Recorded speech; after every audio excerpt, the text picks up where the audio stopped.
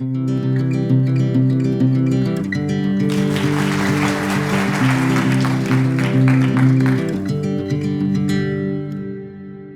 que você sabe? Essa pergunta, ela não é, na verdade, o que você sabe sobre o tema que eu vou falar ou sobre o TED. Mas, na verdade, a pergunta é: o que você aprendeu ao longo da sua vida? Qual o arcabouço de informações que você conseguiu juntar ao longo da sua trajetória? Você considera ele suficiente? É ele, atualmente, um conhecimento suficiente para a sua vida, para a sua carreira? Você está satisfeito com a velocidade que você está aprendendo, está a sua capacidade de aprender e voltar e retornar a aprender? Você está aprendendo algo agora, neste momento, ou quem sabe no último mês, quem sabe no último ano? Me perdoem ser tão provocativo, mas essas perguntas e esses questionamentos são bem pertinentes para a ideia que eu quero passar aqui. E me permitam mais uma. Em algum momento vocês pararam, se depararam e perceberam ou pensaram que estão aprendendo bem menos do que deveriam? Eu estou deixando passar muitas oportunidades de conhecimentos que eu deveria ter adquirido e não estou conseguindo. Por algum motivo que não importa neste momento qual seja, eu não consigo aprender aquele conhecimento, adquirir aquela informação. Não sei vocês, mas eu, por várias vezes na minha vida, já me percebi pensando assim. E se alguém aqui está na mesma posição que eu, não se preocupe, porque isso é muito comum de acontecer. Isso tem acontecido muito, na verdade, nos tempos atuais. E nós chamamos isso de débitos do aprendizado. Débitos no aprendizado. Significa o quê? Que existe um conjunto de conhecimentos que você deveria estar adquirindo, mas não está. E você está criando uma dívida. Vários débitos de aprendizado e construindo um saldo negativo, que você em algum momento necessita reembolsar, depositar, creditar, para que você realmente possa ser o melhor profissional na sua carreira e a melhor pessoa na sua vida. Eu sempre digo que débitos no aprendizado podem ser causados por falta de dedicação, mas também podem ser causados, talvez, por indisciplina. Mas eu quero defender aqui um fator novo, que eu acredito que esteja causando débitos de aprendizado nessa geração. Para explicar melhor esse novo fator, eu preciso contar um pouquinho de uma história que aconteceu alguns anos atrás. Em 1989, no famosíssimo CERN, Centro Europeu de Pesquisa Nuclear, Tim Berners-Lee inventou algo incrível, algo fantástico, que foi a web. O maior e mais difundido e usado serviço da internet. Nessa época, a internet já existia, ela tinha 30 anos de existência. Mas ainda não existia nenhum mecanismo, nenhuma tecnologia vinculada à internet que permitisse a propagação e a disponibilização, de dados em escala mundial. Tim Berners-Lee foi o grande responsável pela criação dessa tecnologia. E hoje, nós somos resultados daquilo que aconteceu em 89. Hoje, nós estamos vendo o que a web se tornou. E em pouco tempo, ela se tornou no maior repositório de conhecimento da humanidade. Se compararmos a web hoje com grandes outros repositórios que a humanidade já construiu, nós vamos perceber que ela tem um pequeno diferencial. Estou comparando aí as 3 maiores bibliotecas do mundo. A Biblioteca de Nova York, que tem 53 milhões de exemplares de documentos. A Biblioteca de Londres, que tem 150 milhões. E a maior biblioteca do mundo, a Biblioteca do Congresso Americano, em Washington, que tem 155 milhões de documentos. Percebam nessa escala que elas são completamente irrelevantes ao comparadas com a Google, que possui cerca de 1 trilhão de documentos indexados. E a Google não é a web toda, é só uma parte da web que a Google conseguiu indexar e catalogar. Percebam, então, que existe um diferencial muito grande.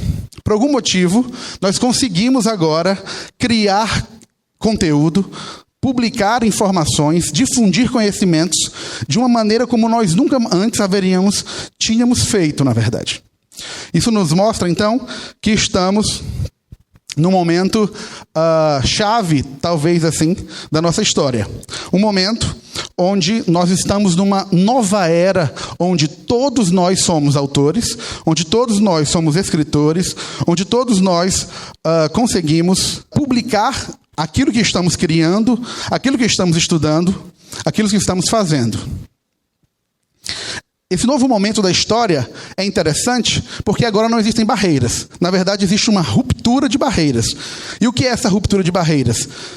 Tudo que você agora pode construir não está limitado a nenhuma restrição física, geográfica ou a nenhum tipo de restrição social. Portanto, hoje, neste momento, milhões de pessoas estão criando conteúdo,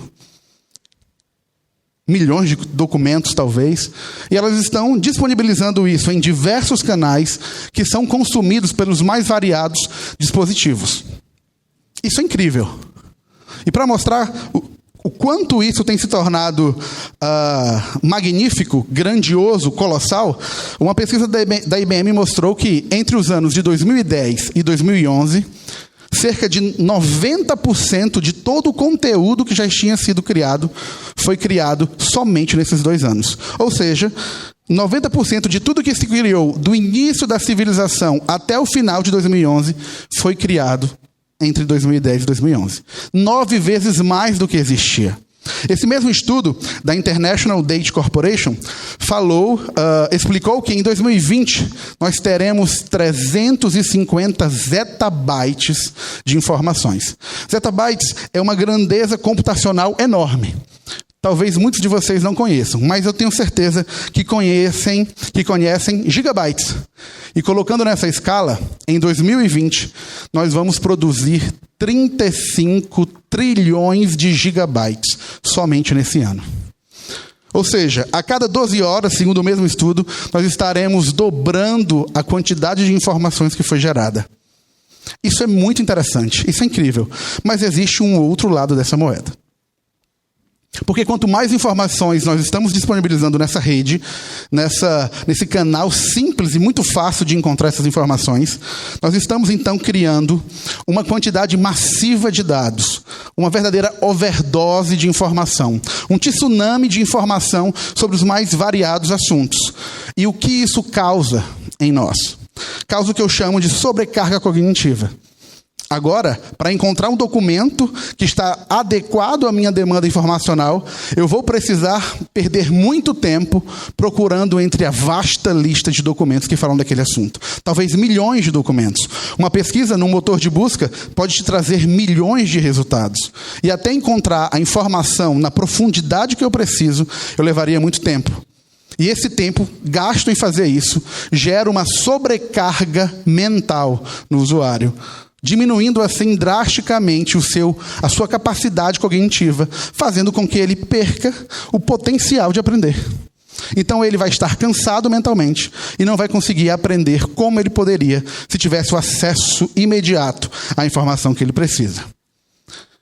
Então, o meu ponto aqui é: como eu posso aprender o que de fato eu preciso aprender para não ter débitos de aprendizado? No entanto, durante esse processo, eu quero evitar que eu passe por sobrecarga cognitiva. Como eu posso evitar isso? E um dos caminhos que eu tenho estudado a respeito disso é a engenharia cognitiva. Eu sou professor desde os meus 21 anos de idade, professor universitário. E desde então eu tenho buscado métodos, maneiras, estudos que descrevam os processos mentais que ocorrem quando estamos aprendendo. E numa certa ocasião eu fui convidado para ministrar uma disciplina de pós-graduação sobre interface e homem-computador. É uma disciplina incrível que tenta encontrar ou apresentar as melhores práticas na construção de telas de programas de computador que sejam facilmente aprendidas e também facilmente utilizadas. E durante esse processo eu me deparei com uma área nova que eu desconhecia, que é a engenharia cognitiva. Eu fiquei muito encantado com a área e comecei, desde então, a estudar os processos mentais, as estruturas mentais que estão relacionadas ao aprendizado. Aprendi muito sobre isso, e o que eu vou falar aqui é basicamente o resultado do que eu tenho estudado sobre engenharia cognitiva. Eu queria apresentar a vocês alguns questionamentos que eu me fiz a partir do momento que eu comecei a entrar nos circuitos, nos círculos que a engenharia cognitiva me envolveu. E a primeira pergunta é muito simples, mas é um questionamento interessante. Por que eu aprendo facilmente letras de músicas que eu nunca me preocupei em aprender, mas tenho extrema dificuldade para aprender poemas que eu gostaria muito de tê-los facilmente na minha lembrança?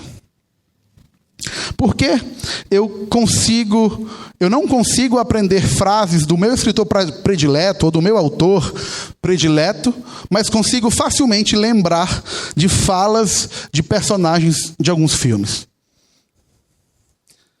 Durante muito tempo eu queria saber essas respostas e não tinha. A engenharia cognitiva me ajudou a encontrar um caminho que talvez seja a resposta para isso.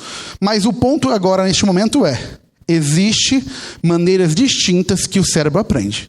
Então, por algum motivo desconhecido até então para mim, o cérebro poderia aprender mais em algumas ocasiões, como músicas e fala de personagens, e menos em outras ocasiões, como leituras de poemas e frases escritas pelos meus autores prediletos.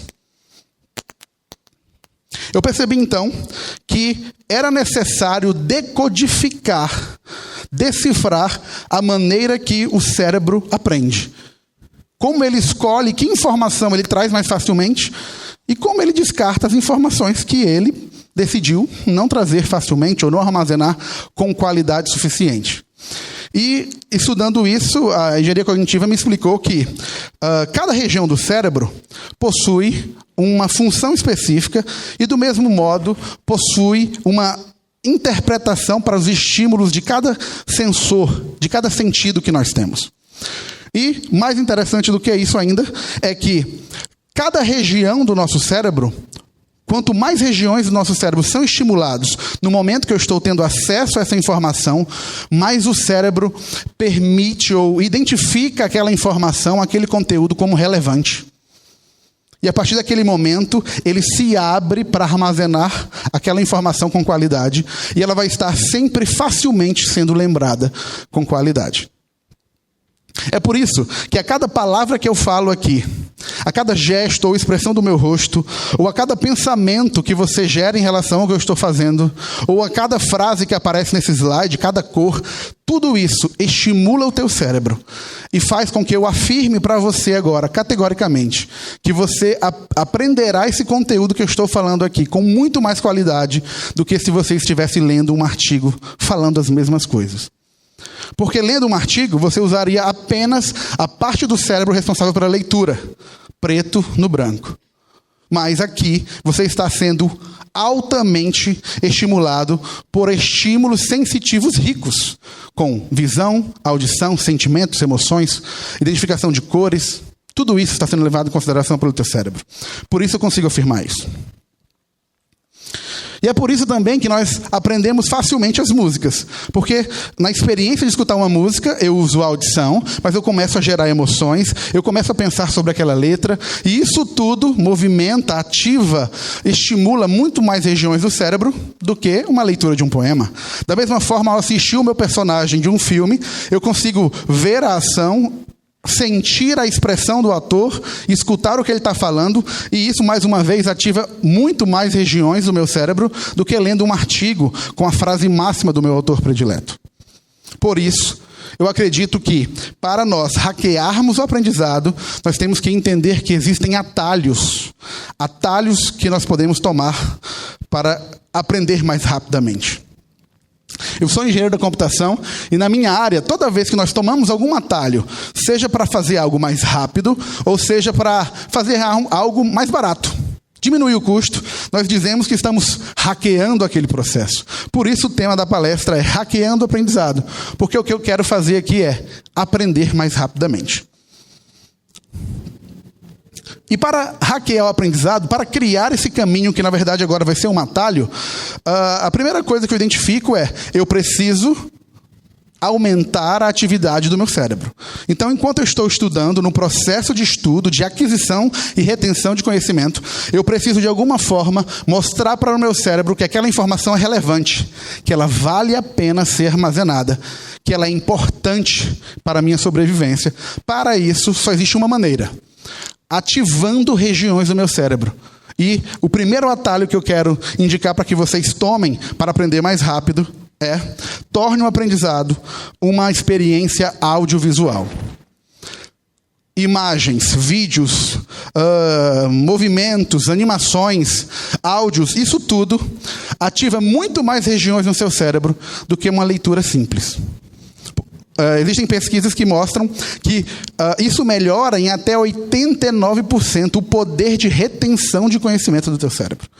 Então perceba que o primeiro atalho é muito simples. Se eu tenho a opção de escutar ou ver um TED como esse, ou ler um artigo, eu vou preferir um TED, porque vai estimular mais regiões do meu cérebro. Além disso, toque em suas emoções, crie histórias. Histórias, elas escravizam a concentração do nosso cérebro. Já perceberam que existem muito mais histórias nas nossas propagandas hoje do que existia há um tempo atrás? E que hoje, basicamente, não se apresenta promoções ou produtos, mas se contam histórias. Porque toda vez que o teu cérebro percebe que alguma promoção está acontecendo, ele automaticamente te desconecta daquele conteúdo. Mas quando alguma história está passando na televisão, você não consegue não focar. Por quê? Aquilo ali estimula os teus sentimentos, os teus pensamentos, a tua imaginação, a tua visão e a tua audição. Então, muitas áreas são geradas, são impactadas no teu cérebro, e por isso você não consegue se desconectar. O terceiro atalho faça avaliações e julgamentos. E eu indico isso quando você não tiver outra opção a não ser ler o conteúdo. Então, após ler o conteúdo, faça análises, avaliações e julgamentos. Porque ao fazer isso, você utiliza outras regiões do seu cérebro e não apenas a região da leitura. E isso prova ou convence o cérebro que vale a pena armazenar aquele conteúdo. E por fim, eu quero apresentar o atalho que sempre que possível, fale em voz alta e simule uma conversa ou uma apresentação sobre o conteúdo.